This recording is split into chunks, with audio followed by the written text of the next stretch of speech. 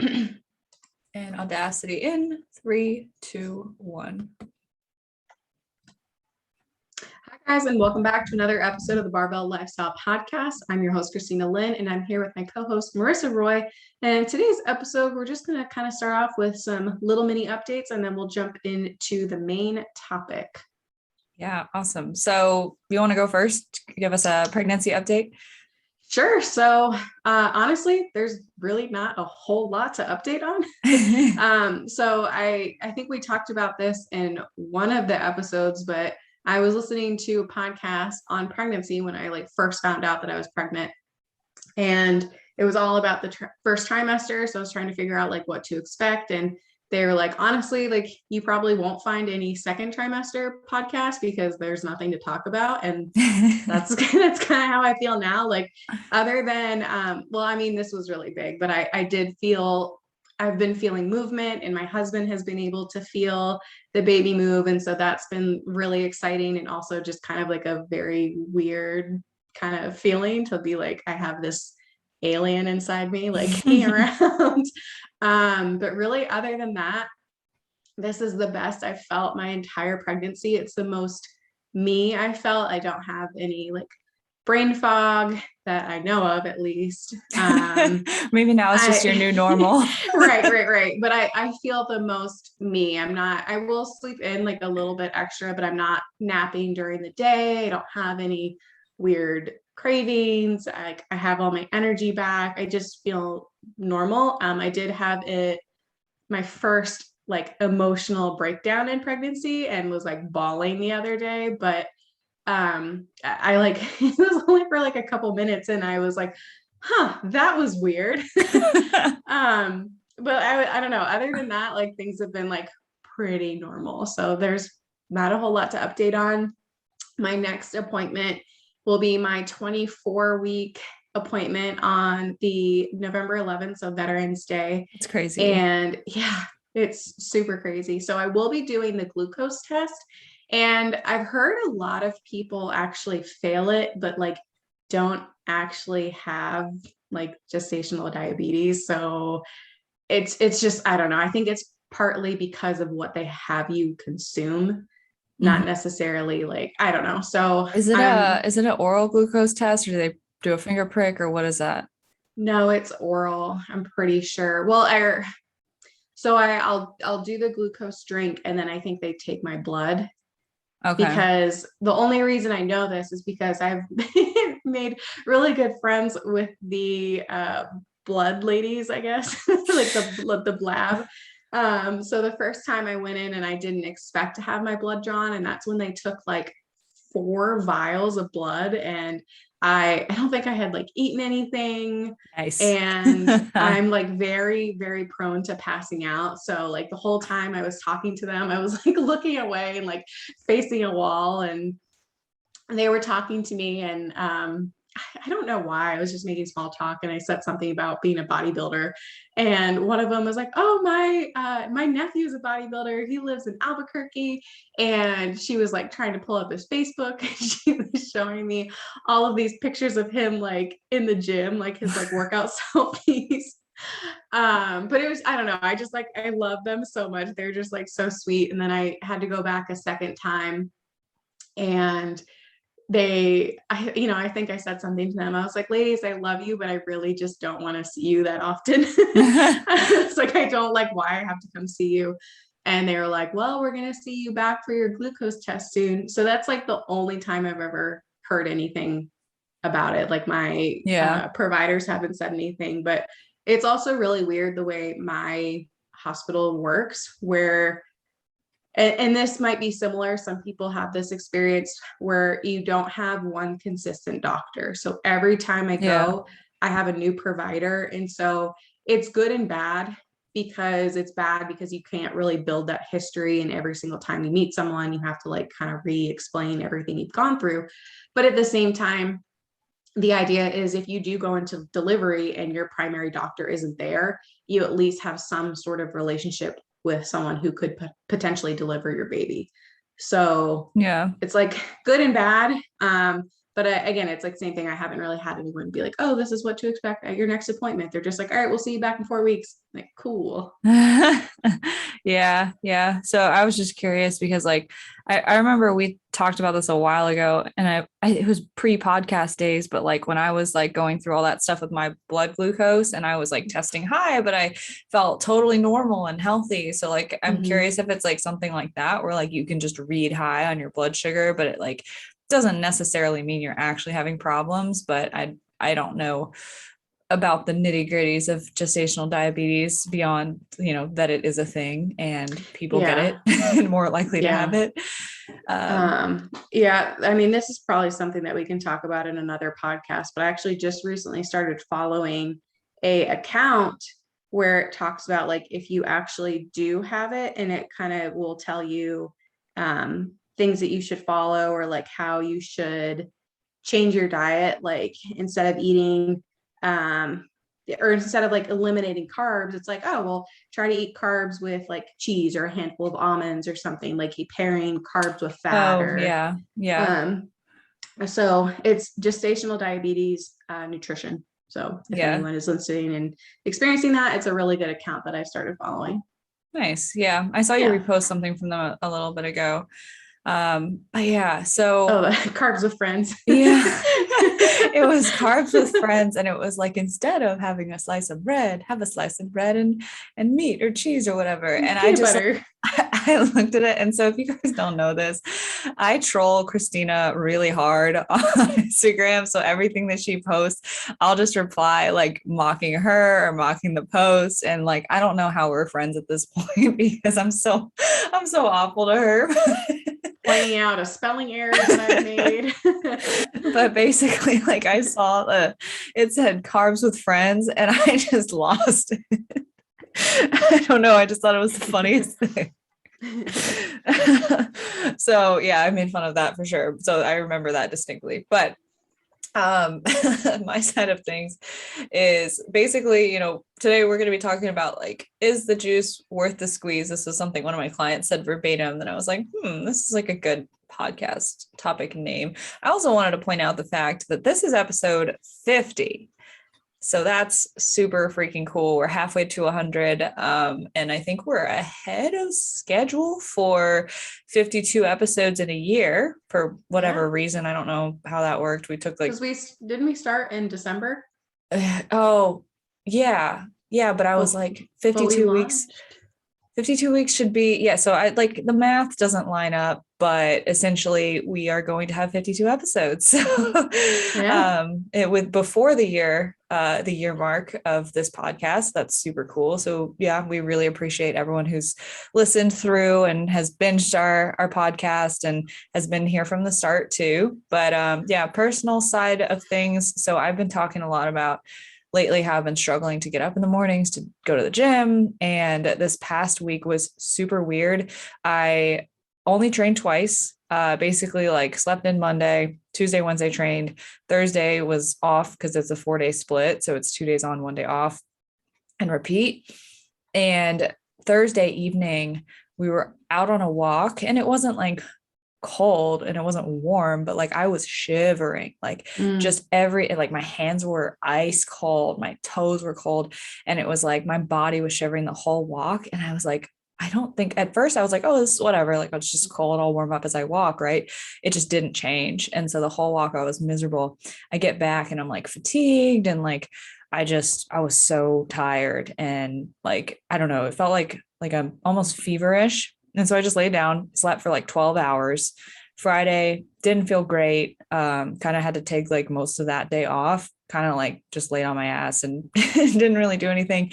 Saturday woke up like nothing had ever happened, probably because I slept more than 24 hours in those 2 days combined. So I think I just slept whatever it was off. Super weird. Haven't had a single symptom since. But basically, that caused me to not train Friday. And then Saturday, I had plans, so did not train. Sunday, opted to not train. So it was just a weird week. So I was really just like set on fixing my mindset around things. And a lot of times I realize like, if I'm not consistently showing up for myself, that a lot of like my mindset around like business and career and and like my relationships, like that starts to suffer if I'm not disciplined in my own fitness routine. So I started noticing those things happening, like just a generally more negative attitude, and like just kind of like letting self-doubt creep in, and just having like issues with that and the mental games that played on me. So I was like, you know what, screw this. I'm going to take back control of my routine. And so now I'm back in the gym 3 days strong. I actually woke up before my alarm today because I've been taking care of my bedtime routine.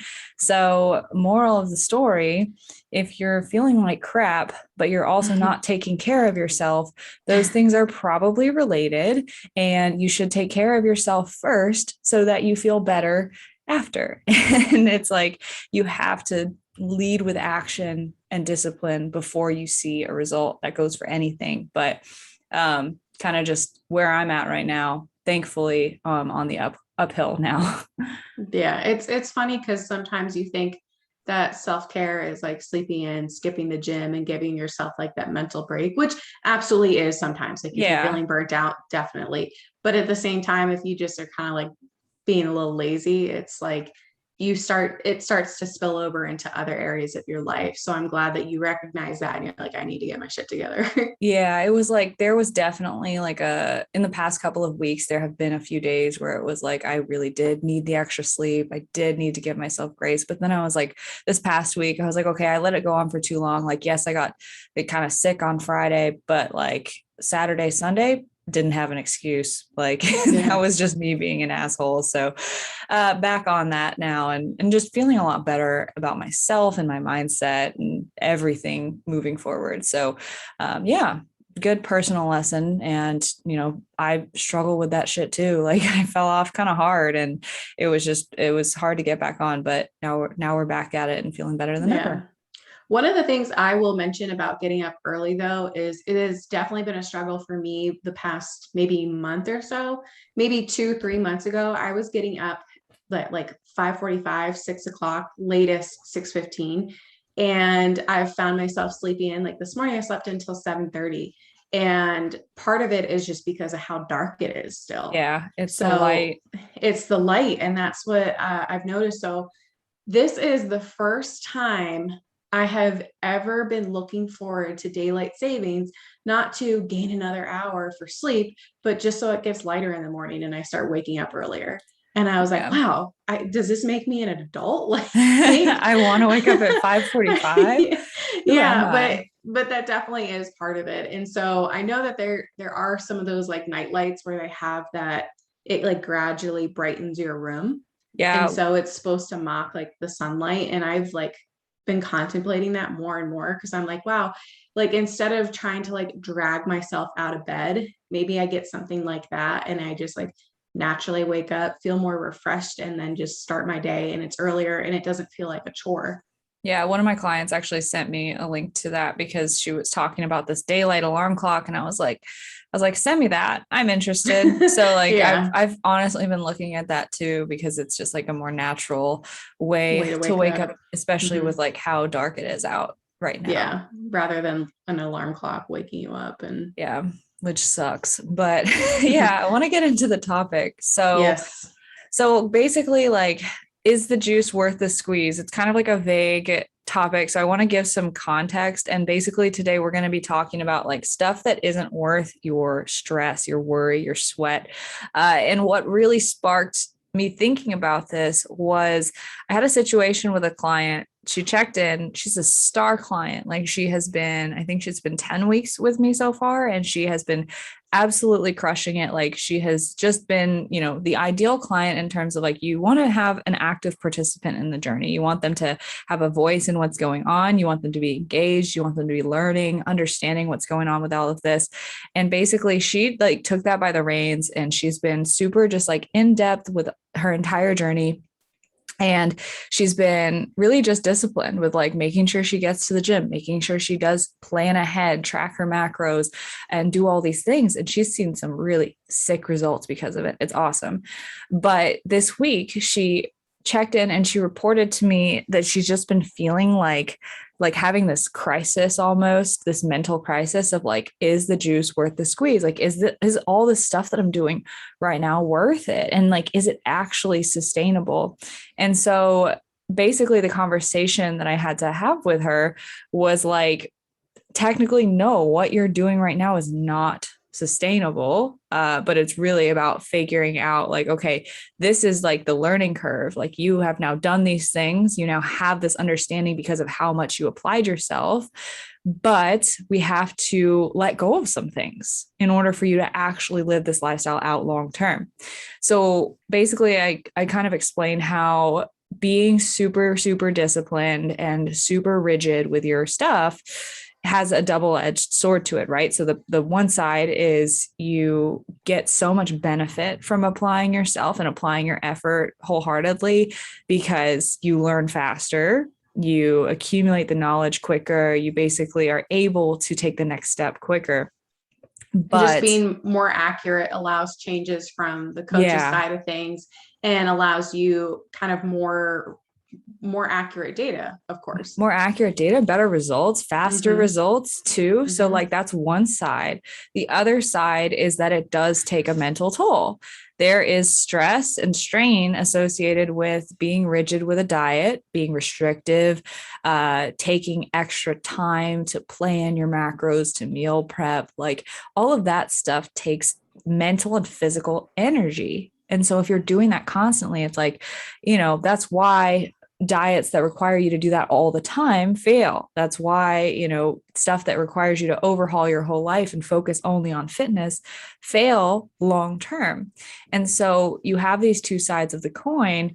And then really what we have to figure out from that point on is what stuff can we let go of? Like what can we like release control from? What things do we need to learn how to live in uncertainty with?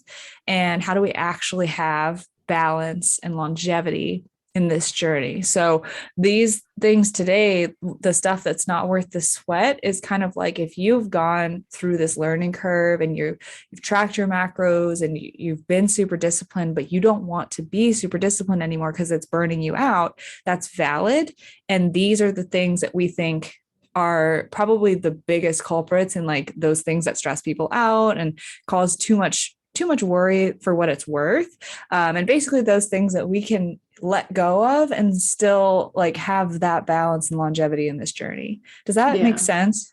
No, absolutely. And so one of the things I was thinking about is kind of how I handled this with my clients. And so I basically have this conversation with them and I'm like, hey, if we're in this like maintenance mode or we're in this kind of quote unquote off season, not necessarily someone who's a competitor, but like they're eating a good amount of food. They don't have very, very specific goals other than just trying to like build a shit ton of muscle.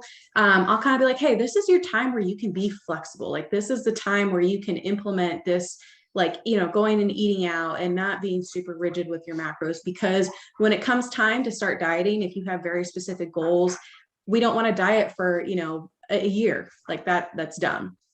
And we don't want to already have you burnt out before we start a dieting phase that you can't even complete it because it's driving you crazy. So I kind of let them know, like, this is the time where you really want to kind of like implement that real like lifestyle. And then when it comes down to it, like you can, again, we always talk about turning up that dial, turning it up and then getting in and getting out, kind of like doing what you need to do and then being more accurate and then, going back to being a little bit more lenient. So that's usually how I approach it with my clients, because it's a real thing where you have clients who are super neurotic and they hit their macros and you're like, hey, you can chill a little bit. I mean, it's great. But it can lead to like, hey, I like, don't think I can track my macros anymore. It's driving me crazy. Yeah, it's funny you say that because it's like you get a client here and there who's like they're super invested, so they put everything into it for like the first few weeks, and it's like I love that energy, right? I love that this person is really like embracing everything that this journey starts with, but I had this hesitation like from the very beginning. Whenever I have a client who like week one, they like basically nail their macros and they've never done this before, I'm like, okay, how many hours of like planning and learning went behind that. And like, I love that energy. I love that you want to pick it up quickly, but like also like that's a warning sign, right? Because it's like they're going to go for a few weeks. They're going to be like, okay, cool, cool. Results, awesome. Like I learned so much. But then like, it's like you get a message on like week 7, 8 for this client that, you know, I prefaced this whole story with, it was week 10. It was like, dude, I don't think I can do this anymore. And it's like, well, yeah, because you went so freaking hard for like 2 months, like, of course. Right. And so it's like, it's almost, it's not to compare clients at all, but it's like almost a more beneficial situation to have someone who like kind of has to like ease their way in versus like going super hard out the gate. Like there's pros and cons to both, obviously, but it's like that was a warning sign right from the very beginning. I'm like, oh, this person's going super hard. Like I need to watch out, make sure they don't burn out, warn them. And then all of a sudden it's still like, oh my God, I'm burnt out. Why? And then I have to explain it again. Right. And so it all comes back to when the muscle and strength pyramids is what makes me think of is like with your diet, when you increase rigidity, you decrease flexibility, you know, you increase adherence, decrease flexibility. So that balance is so delicate. So it's really important to kind of keep the fact that that's always a teetering scale in mind. So like when you're first learning, it can be really great to like increase rigidity, get results, have more adherence, but like we have to know when to kind of like pump the brakes on that. So yeah, you just made me think of like how that's it's a warning sign and it's good energy and we like it as coaches, but at the same time, it's like, we got to watch out because it can turn into something like every other diet that they've ever tried before if they don't, you know, kind of keep an eye on their mentality.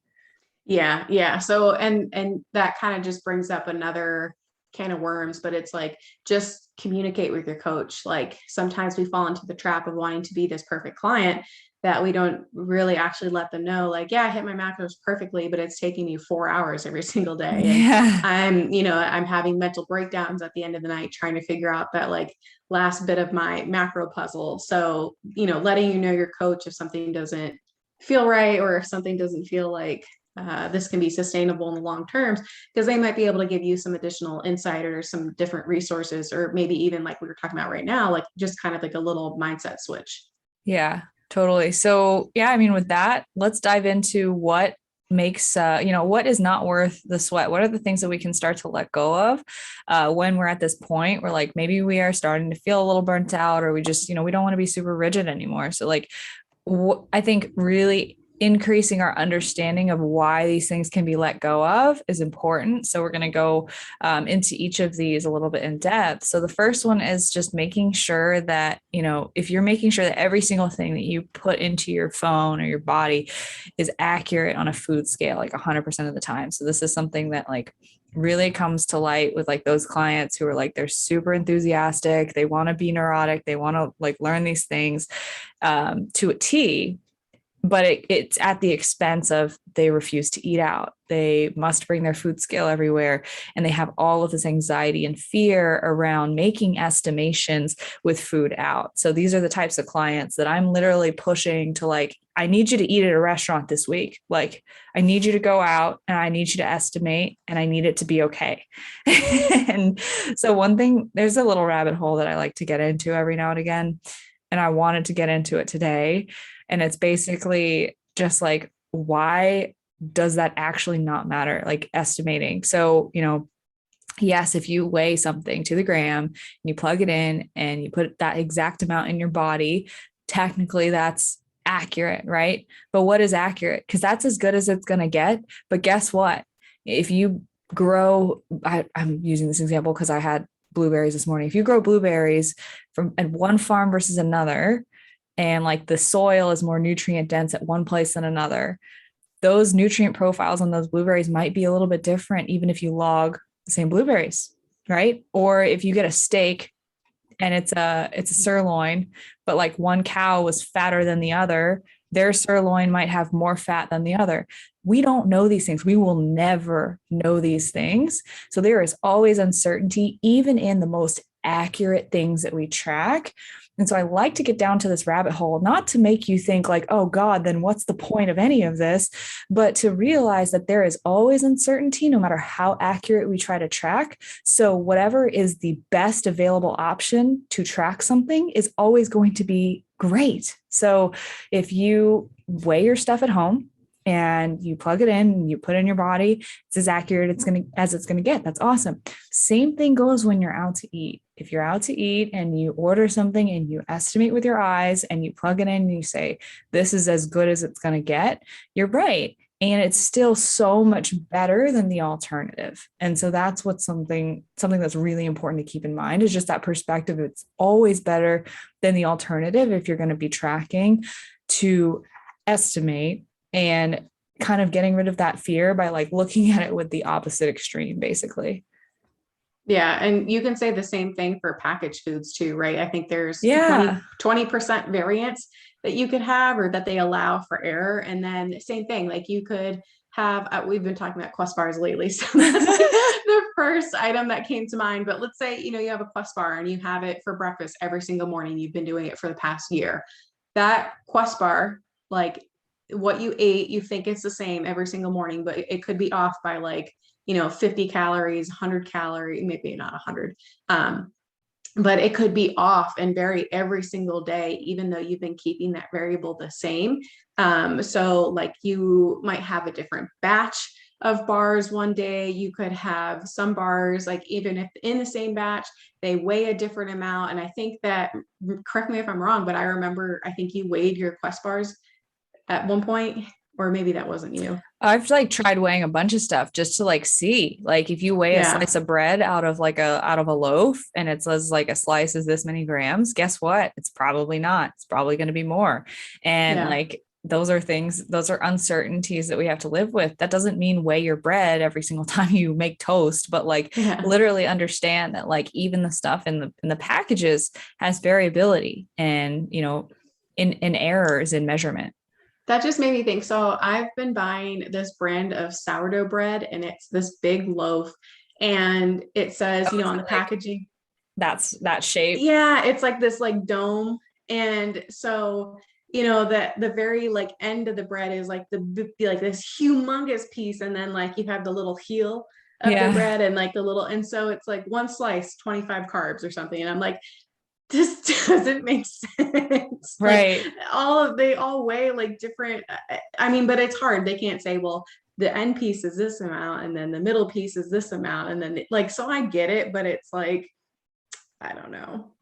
Okay. Yeah. But then look at it as like, okay, well, what happens if the neurotic people listening to this might be like freaking panicking, like having an anxiety attack listening to this right now. But like, let's look at this from the perspective of what actually happens if you eat a slice of bread every day from that sourdough loaf and you just log it as what it is in, on the label. It averages out. Like the biggest piece is probably more than that. And the smallest piece is probably less. So over the course of 2 weeks, your intake will have evened out most likely to the average, which is most likely what's on the label. Right. So like, that's where you can be like, oh, let me breathe. Like, okay, it's okay. Like, especially if you're being consistent day to day, which we'll get to later, that like, that's the most important thing. Yeah. I don't know. I just always thought it was funny. Like my macro side of my brain is like, that's not right. Yeah.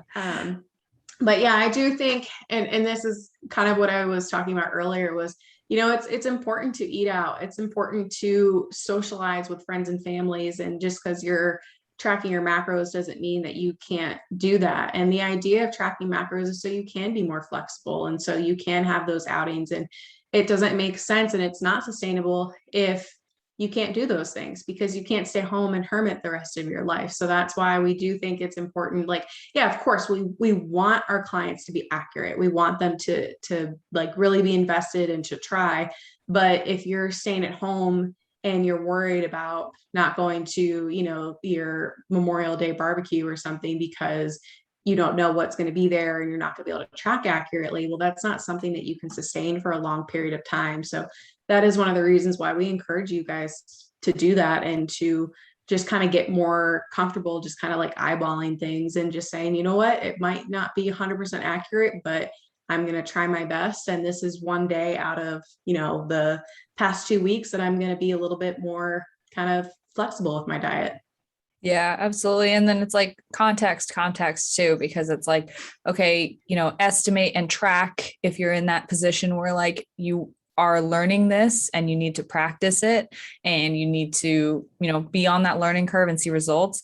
But then there's also the person where it's like, okay, you need to learn that like this doesn't need to go in MyFitnessPal. You can look at those foods and make the right choices because you now have this knowledge of what your macros entail, and you should be able to portion your plate accordingly without having the validation of an app to tell you that it was right.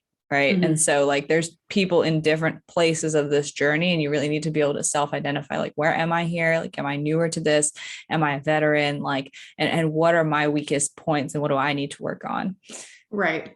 So I have a client right now who is kind of the opposite, and she's struggling, and she struggles the most on the weekends, being in social settings and not being able to hit her macros, and will go way over on fat and under on protein. And so we're like, hey, what are the barriers to you being able to hit your macros on the weekend? Like, what can we remove? What can we do to make things easier?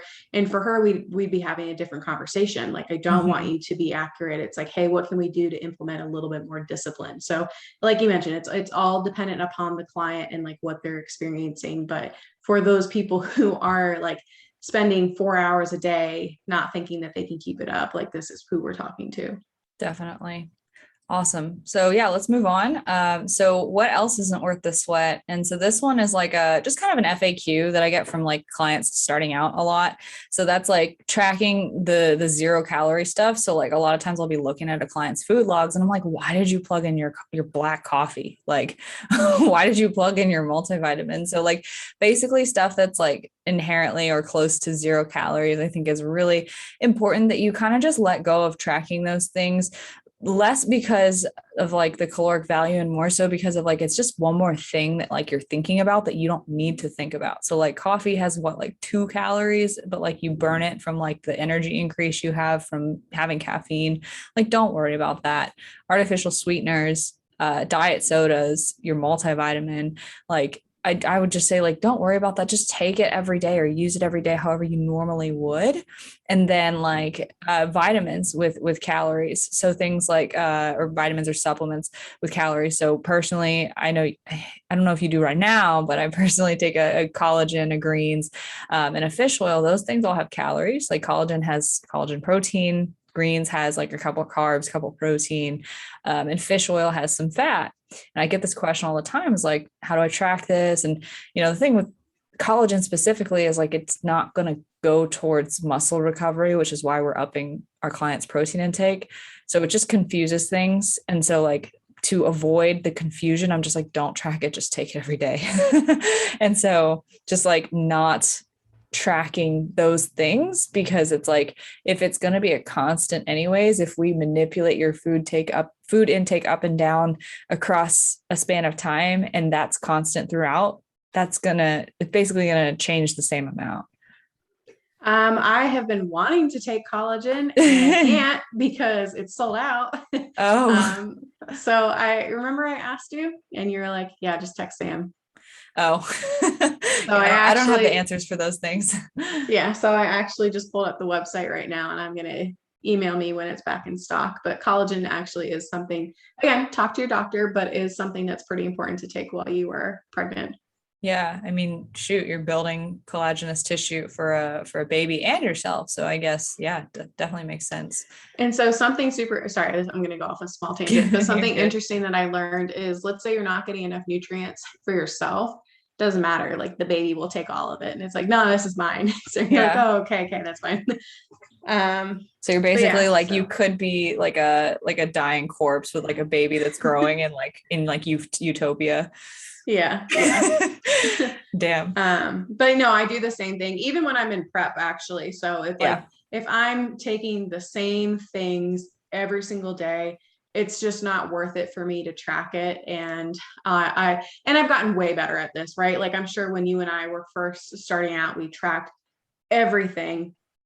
and we logged all our vitamins, we logged everything. And I've just gotten away with it because I'm like, this is like one thing that will remain consistent the entire prep. Like if my fat gets cut, I'm not going to cut out my fish oil supplements. Like those are going to stay constant the entire time. I'm just going to manipulate food. So Right. like, that's just what I do. So I don't track any of these things. Well, I don't track actually right now, but when I am tracking, I don't track those things. So like you were saying, it's just not worth the hassle. Like it's just taking up too much like mental space to be like, oh shoot, I didn't track my diet soda. Or like, I didn't plug my three pieces of gum in I had across the day. Like, don't do that. So like, the other thing is like, the question I get all the time is like, if you use a spray oil, it's like 0.2 seconds is like 0 calories or whatever. Like, it's better than the alternative. If you're trying to cut your fat intake down, just spray the damn pan. Don't be a dick about it. And like, really like, just, like, don't like coat it so that it's like dripping off the pan, right? Like just like use a little bit and be consistent with that. And like, just let it be. Like, do not stress about tracking that sort of stuff. So like that can take like just all those things we listed, like some mental energy off of your plate of like, oh, I have to plug this thing into my phone. I was just thinking like this spray, and it's like their catchphrase, like, don't be a dick about it. Oh my God, I just had $1 million idea. But yeah, so I think kind of moving on to like worrying about the calories you burn that's on your Apple Watch, or like how many calories you burn while lifting. And so I had clients, and we've talked about this before, we've talked about cardio versus weightlifting, right? Like, yeah, you might burn more calories according to your watch or according to the machine that you're on doing cardio than when you lifted. But again, like, are your watches super accurate? Is that machine super accurate? And like, how much does that really matter in the long run? So it's just not something that you have to be like super, super concerned about. That, and like, always remember, what is the goal of cardio? What is the goal of lifting weights? The goal of cardio for a lot of people in like a fat loss journey, or like when they hire a coach or they're trying to do this fitness thing, mainly the goal of cardio is to burn calories. So like, yeah, like if you're going to measure calories burned, like I do know coaches, like very reputable coaches, who track cardio via calories burned on like their watch for the week, and that's how they like quantify it, like however many minutes it takes you to burn this many, right? I do know coaches that do that. I don't personally do that. I just feel like it's so variable with like technology being faulty. But like, if you're going to do that for anything, it'll be for just like steady state cardio, right?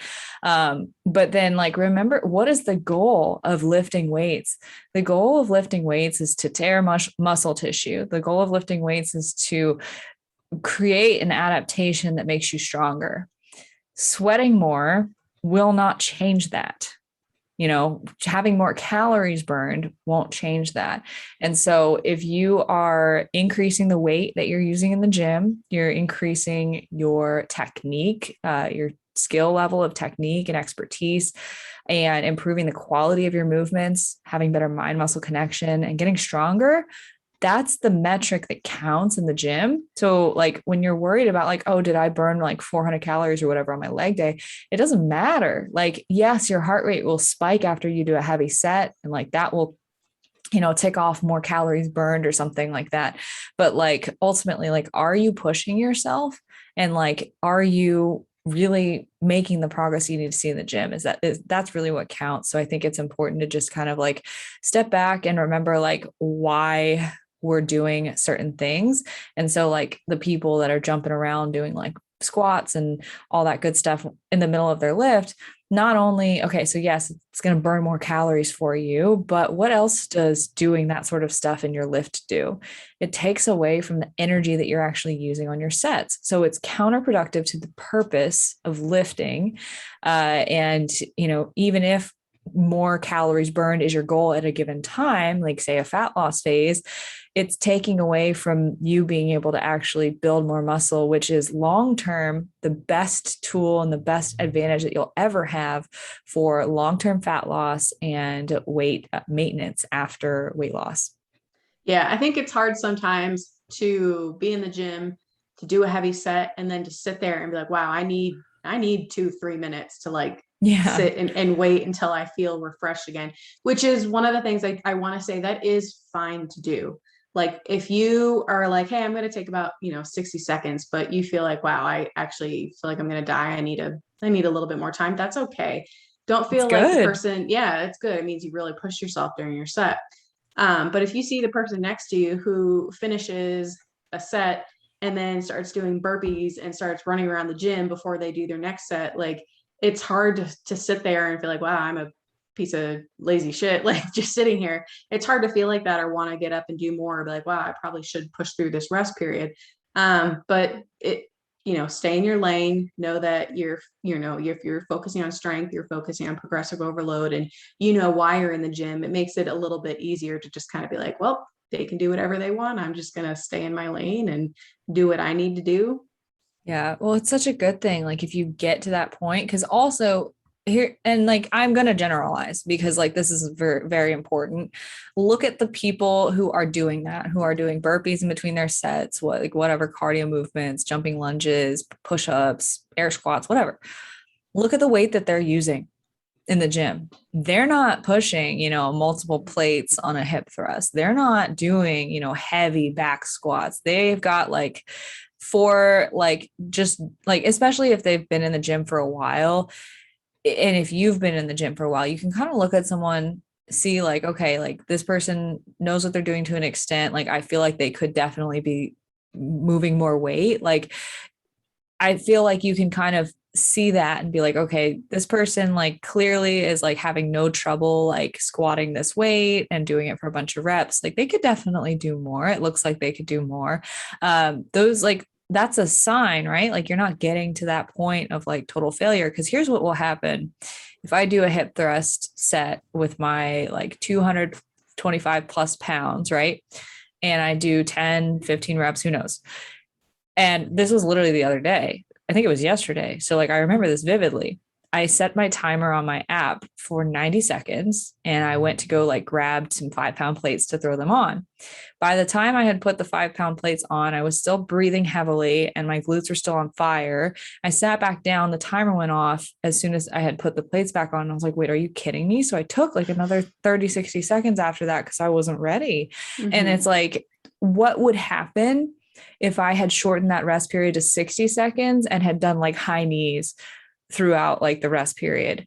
How many reps do you think I would have gotten with the 225 plus pounds, right? Like I would have maybe gotten like 15 the first set and then like 6 the second, because I'd just be so burnt out. And then it's like your quality of your workout just plummets. Yeah. Yeah. So don't be that person at the gym if you don't need to, if you don't need to be. Yeah. Yeah. Awesome. So I want to go back because we did kind of touch on those coaches who do implement the calorie-based cardio. And so one of the things I do want to point out is typically with those clients, they're more than likely contest prep clients. Oh like yeah, I'm seeing super this advanced. a lot. Yeah, very advanced, and their constants like pretty much remain the same. Like they have a piece of cardio equipment at home that they use, or they don't really travel or go out of town. Like they have one thing on their mind and one thing that they're focused on. So it's not like they're going from gym to gym to gym, doing all these different machines and different things. And so that it's very, very, very constant, and it's for a very specific purpose. So if you are doing that and that's how you've been doing cardio, don't feel like you need to change or anything like that. But that is typically what that was kind of like for those type of coaches. It's usually contest prep.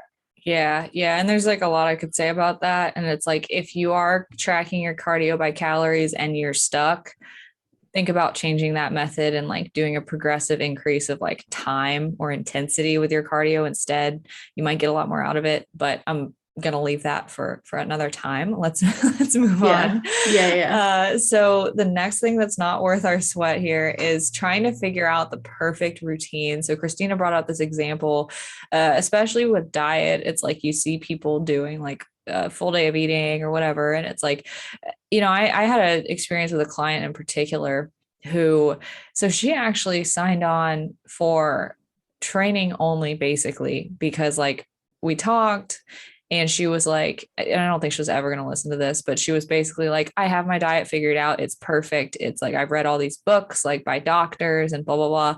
And I'm sitting here like, just kind of like, okay, so like, why are we on this phone call?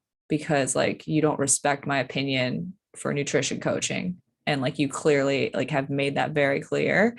And I was just like, I'm just going to step off because I don't want to start this fight, but like I feel like I do know better than you because you have shown me with like just a couple of sentences that you actually can't stick to this diet, but whatever, you know what? I stepped back. She was like, thank you so much for respecting my choices. I'd like to sign on. And I was like, okay, this is weird, but she's great. I love her, but that was a weird interaction. But basically like she tried to figure out this like perfect diet, right? Where she is basically like, all plant-based, like basically vegan, but like with this, and this exception, and like emphasizing these specific foods or whatever. And she was like, this is my perfect diet. I feel so much better when I'm running it. And I'm like, of course you do. It's all freaking vegetables, like nutrients, like you, of course you feel better. But like you're literally telling me every single week now, because our client questionnaire, like for each check-in has nutrition questions. So she's answering it like, oh, I'm eating so much junk on the weekends.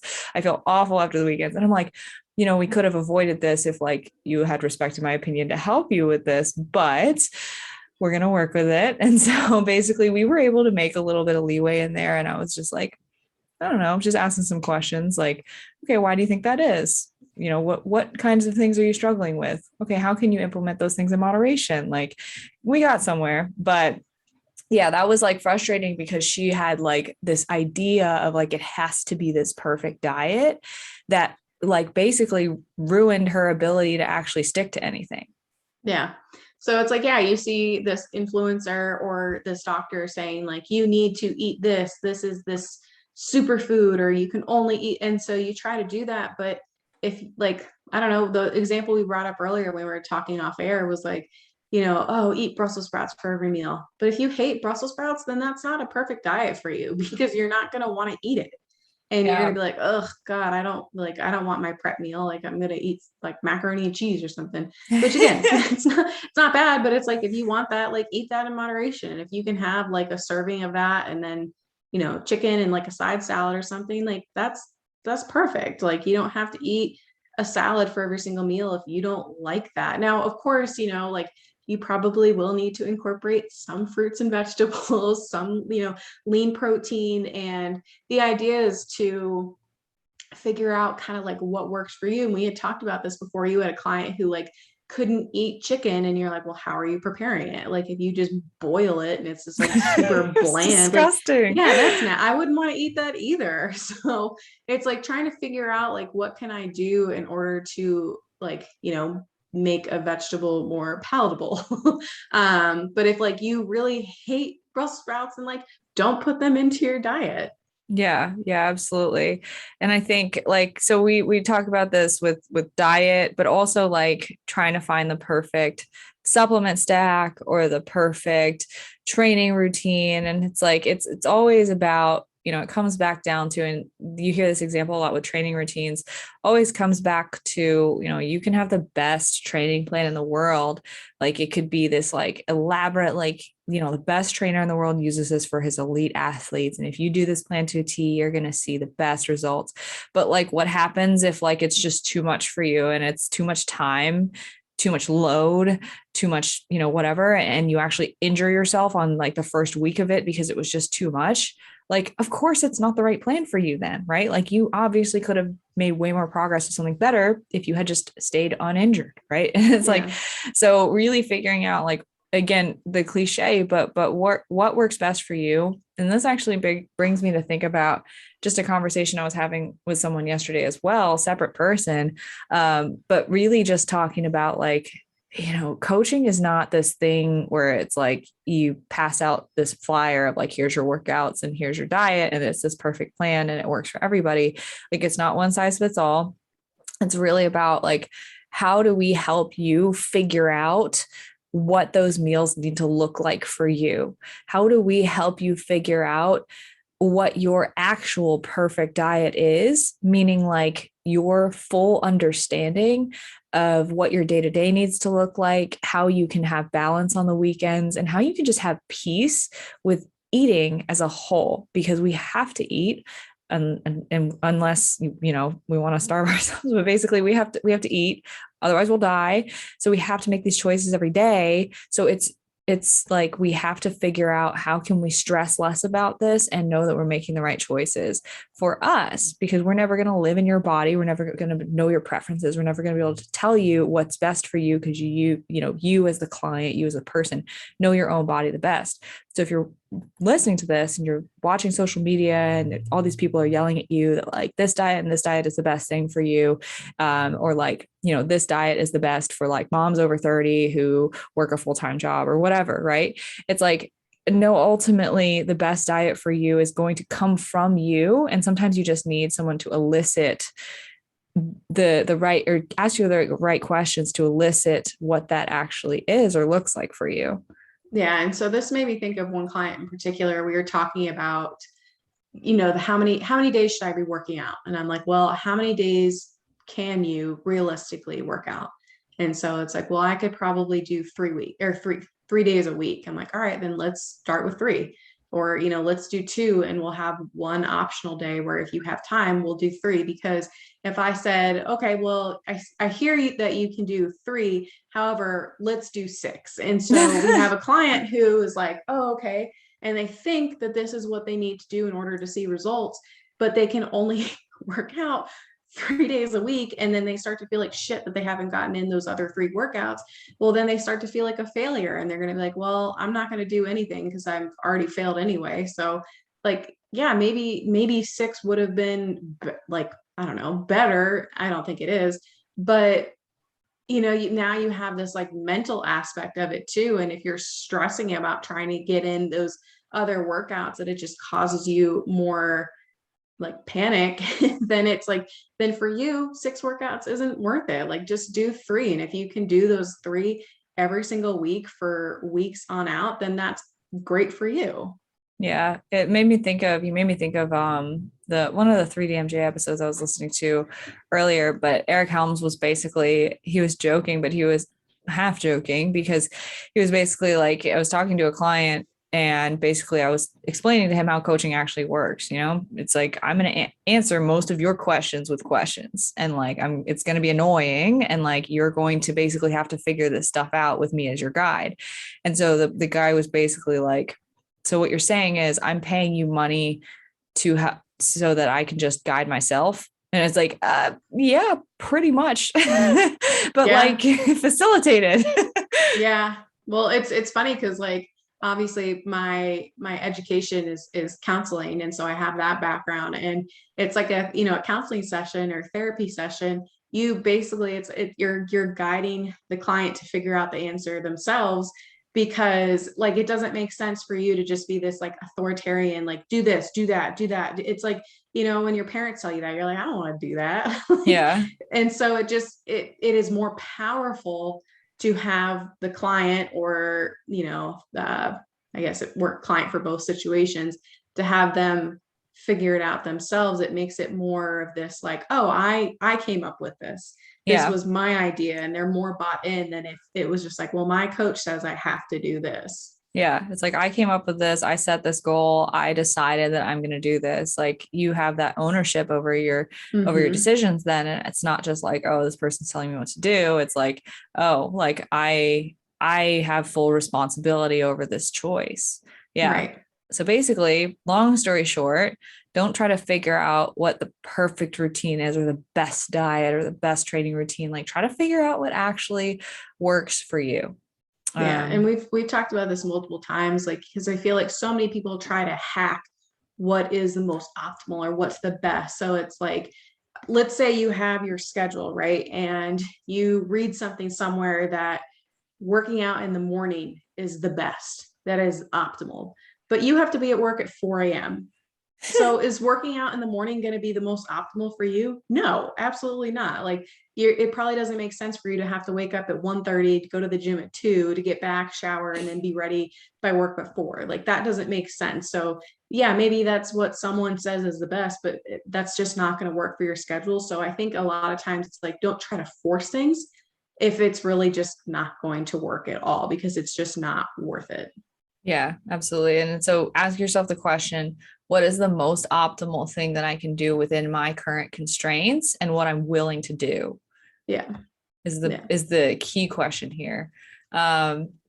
So last thing that's not really worth your sweat, and this is just kind of like a general thing, is just worrying. And I just wanted to touch on this from a mindset standpoint, because worrying is just such wasted energy and I hate it. And it's like, I hate that I catch myself worrying about things, and we all worry. But like, if you really think about what worrying is, it's basically like fantasizing future situations of things that probably won't happen, and basically like catastrophizing those things in our brain, because like we don't have anything better to do. Like, so basically we're spending energy creating anxiety over something that hasn't happened yet, that we have control, most likely have control over the outcome for.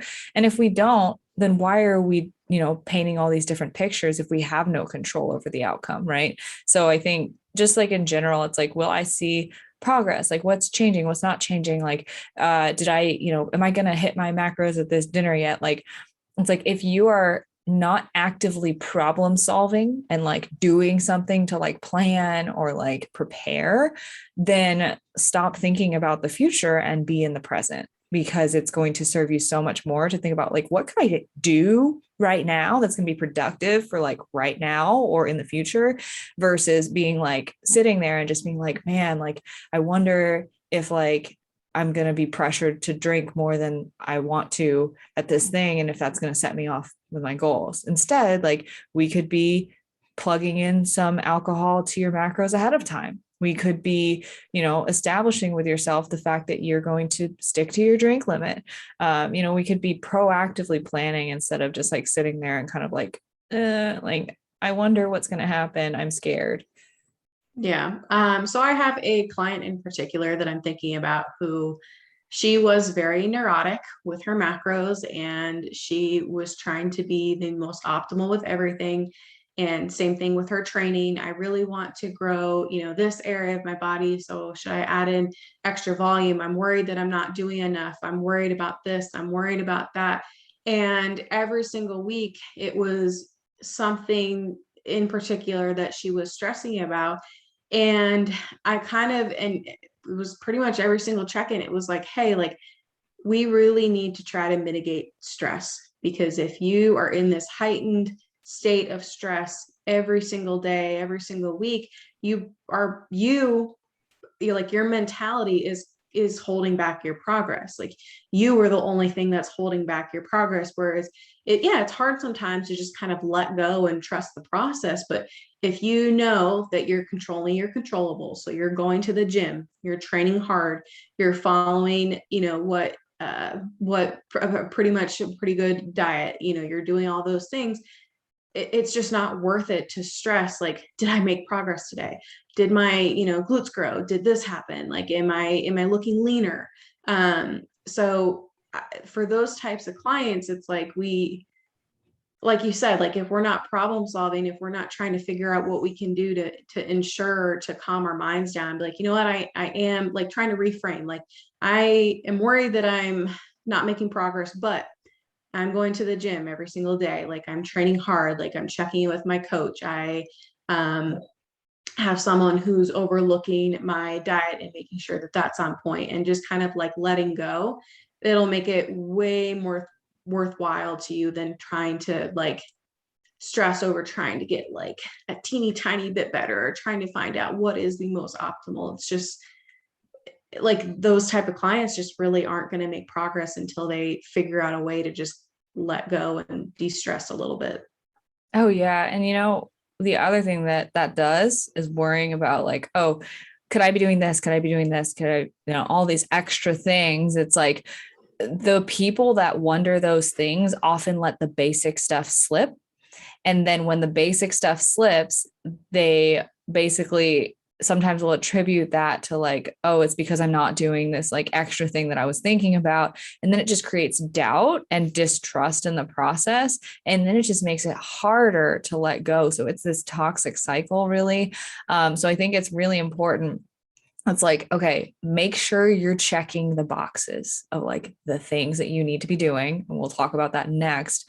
But like, if you are checking those boxes, you have to learn to let go, because if not, you're going to create doubt in yourself, doubt in the process, doubt in the person that's coaching you. And I've had this before, same thing, where like the person is so worried about what else they could be doing that they doubt the actual process itself. Like, is this actually going to work? I think this is all like a sham. Like, this is, whatever. It's probably not worth it. And then it's like, okay, well, what behaviors does that mindset facilitate? Right? If you say, oh, well, it's probably not worth it, it's probably not actually going to work, what do you think you're going to do with that? Like, probably going to go off track and then self-sabotage.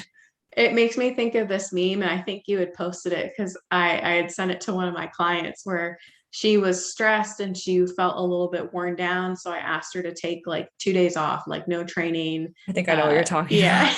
It's like, was it the samurai sword? But yeah, so the coach was like asking their client, like, hey, do you take those rest days I talked about? And it's like, yes.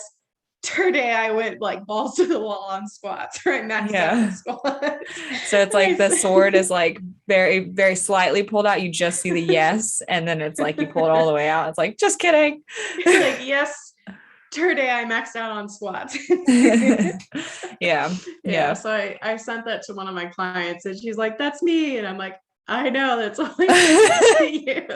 But I do think it's funny, like, again, to kind of have that relationship with your clients where you can be like, hey, did you do what I asked? And they're like, no. And I'm like, okay, like, what can we do next time? Yeah. Honesty is great. I love honesty.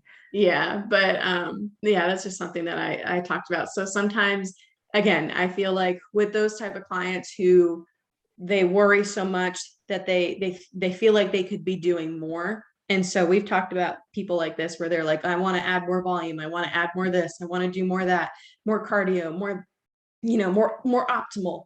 And sometimes less is more. Yeah. So that's, sometimes as client or as coaches, we're like, hey, let's just take 2 days off. Like, let's just take a mental break. Like, let's just slow down, pause. Like, let's do some things to mitigate stress a little bit and see what happens. And it almost feels like a step backwards, right? Like you feel like, I can't do less. Like, I'm going to ruin all my progress. Like, I need to be doing more. So like, sometimes there is like a method to the madness with coaches and we are trying to do things to help. But I feel like for those clients in particular, yeah, sometimes scaling back and doing less is actually what your body needs to progress. Yeah. And like with those types of people, I oftentimes feel like, I'm like, how can I like almost trick this person into like believing that doing a little bit less right now is good? Like, because it's like, they don't see it any other way. So it's like, right. It's really like, okay, if you're one of those people that worries, like I could be doing more, I could be doing more. Like, I just feel like there's always like this next thing that like, and I'm just worried. Just remember that worry creates doubt, which creates a distrust in the process, which typically creates a sense of helplessness and self-sabotage. So the only way to reverse that is to realize that if you're doing everything you're being asked to do or should be doing, and you're checking those boxes, there is probably not much else that you could be doing. And like, It has to end at that. Like, fitness does not have to consume your entire life. And I feel like some people feel like it has to for them to be making progress.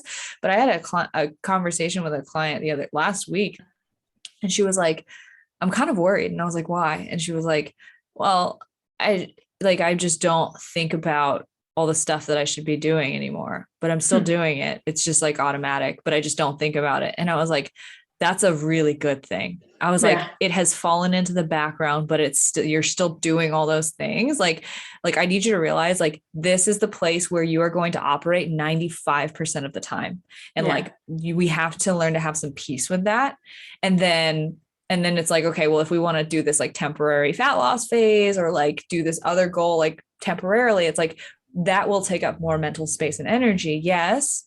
But we have to realize like after that, you will be going back to this is the baseline. Like it has to be this easy. Otherwise it's not going to stick. Like this is good. Yeah. I have a client, exact same conversation. She's like, I feel like I can be working on something right now. And I'm like, you're hitting your macros, you're drinking your water, you're eating your fruits and vegetables, you're going to the gym like you're 4 times a week, you're doing everything you need to be doing.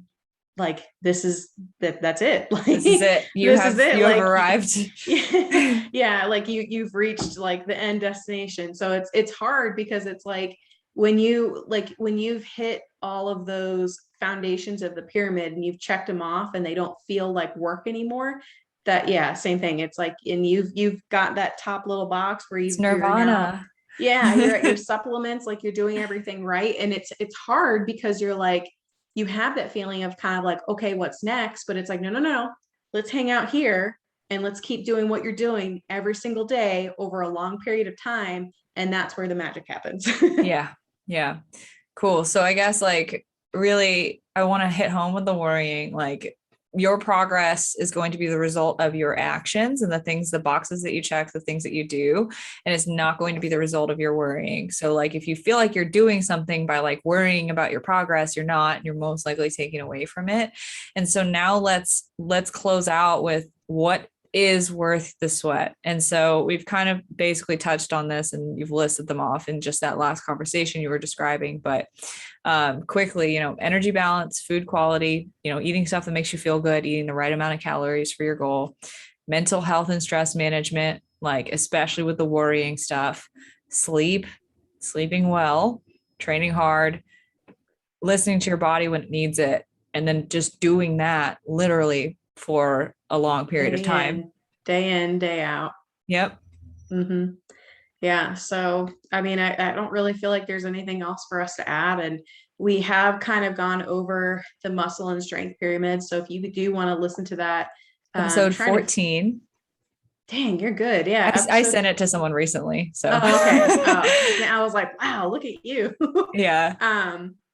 So yeah, episode 14, that's a really, really good one with Eric Helms. And so we do kind of go over those basics. So if you did make it all the way through and you're at the end, you're listening to this right now and you're like, okay, now I know not everything not to do. That's a really good episode to be like, how do I get the basics? How do I reach that nirvana? So that's a really good one. But other than that, I think we've kind of covered everything. Yeah, no, I just feel like one final point is like, if you like, I think going back to the example I gave in the beginning, it's like the person that really applies themselves at the beginning, like goes really hard, learns everything.